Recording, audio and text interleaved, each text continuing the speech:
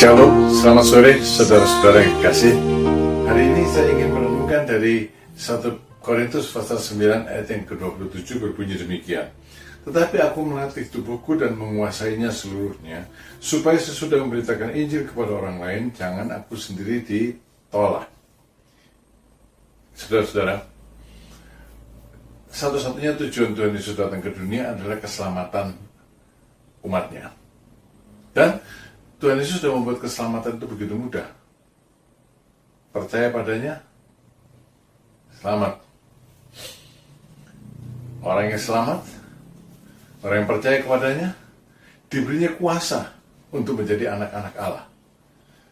Jadi, sudah sangat mudah jalan yang Tuhan Yesus buka.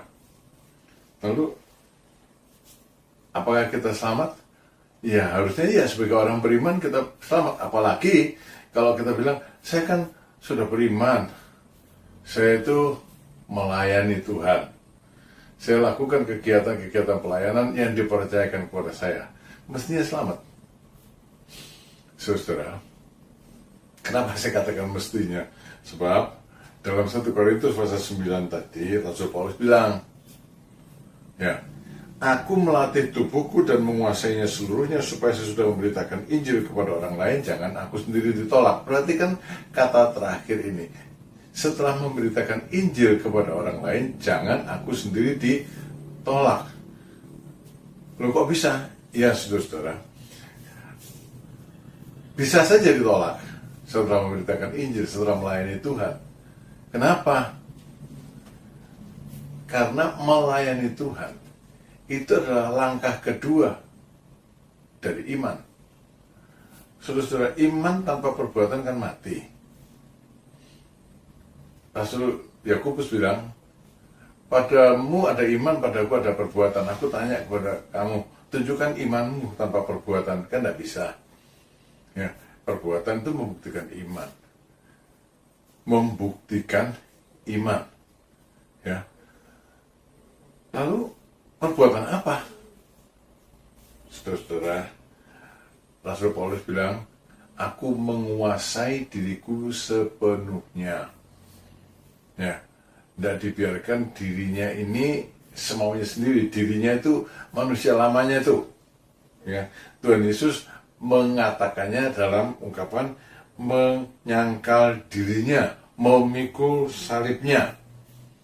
Ya, jadi pada waktu seorang dikatakan menyangkal dirinya, memikul salibnya, menguasai dirinya, itu yang dimaksud adalah langkah pertama dari seorang yang beriman apa?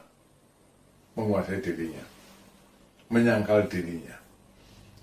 Ya, jadi buktikan imanmu. Buktinya apa? Dia hidup menyangkal dirinya. Dia menguasai dirinya, tidak lagi hidup dalam kedagingan. Saudara, kita mengenal istilah tirakat. Ada orang yang bilang semua agama mengajarkan tirakat.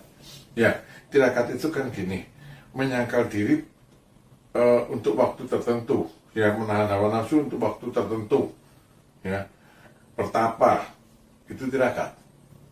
Tapi menyangkal diri, menguasai diri yang diajarkan di dalam iman kita, itu bukan hanya berkenaan dengan makan, berpantang, lalu mengasingkan diri untuk waktu tertentu, tapi merupakan satu jalan hidup, ya, berlangsung seumur hidup. Kalau dikatakan menjadi jalan hidup itu, ya hidupnya seperti itulah, ya, kehidupannya seperti itulah, tidak mengikuti keinginan daging, lebih luas daripada sekedar berpantang, ya. Lebih luas, karena kalau berpantang kan cuma sekadar makanan. Bertapa juga orang kan tidak terus-terusan bertapa. Tapi kalau menyangkal diri, menguasai keinginan dagingnya, mengalahkan keinginan dagingnya, maka itu lebih luas menjadi gaya hidup yang bukan cuma untuk waktu yang singkat kita menghindari ini semuanya yang disebut kedagingan ini, tapi satu jalan hidup berlangsung seumur hidup. Ini adalah kehendak Allah. Ini adalah kehendak Allah. Tuhan Yesus bilang, kalau kamu tidak menyangkal diri, kamu tidak bisa mengikut aku. Jadi apa? Bukti iman apa? Kehidupan yang rohani, menyangkal diri, menguasai diri sepenuhnya.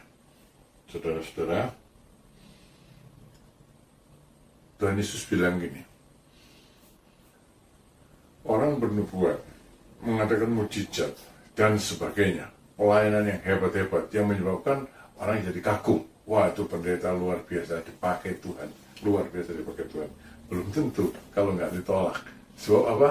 Di dalam Matius pasal 7, ayat yang ke-21 sampai 24, di situ dikatakan, sebab meskipun bernubuat, mengadakan mujizat, dan berbagai macam perbuatan-perbuatan besar dalam nama Tuhan, kalau tidak hidup melakukan kehendak Tuhan, dia tidak layak untuk kerajaan surga. Jadi, yang pertama lakukan kehendak Tuhan. Apa? Memikul salibnya, menyangkal diri, menguasai diri. Orang beriman menguasai diri dalam segala hal sepanjang umur hidupnya. Saudara, mari kita belajar. Karena Tuhan Yesus sendiri memberikan kuasa kepada kita sebagai anak-anak Allah. Untuk apa? Untuk hidup sebagai anak-anak Allah. Untuk hidup tidak tunduk pada keinginan daging kita. Tuhan memberkati saudara. Terima kasih sudah mengikuti Renungan Senja ini. Amin.